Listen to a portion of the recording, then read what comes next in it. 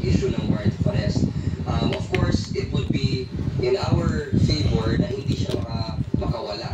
Kasunod ng Senate hearing ay balak ng magpiyansa ng kampo ni Go. Samantala dito sa facility ng pulit, yung safety niya is possible.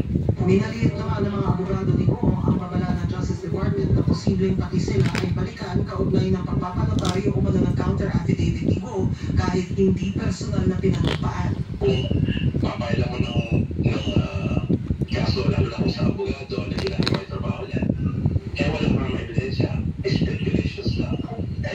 Mahirap na doon kasi meron din tayong pwede kami mag-file na kaso on this month. Sa pagsusuri ng NBI, lumalabas na hindi tugma ang pirma ni Alice Go sa counter affidavit na may petsang August 14 na may notaryo ni Atty. Galicia kumpara sa ibang opisyal na dokumento. Kaya ayon kay NBI Director Jaime Santiago, nagsisinungaling daw si Go nang sabihin niyang pinirmahan niya ang muling pahina bago siya umalis noong July. Siniguro naman ni Atty. Stephen David na pagdating sa korte, magsasalita si Go.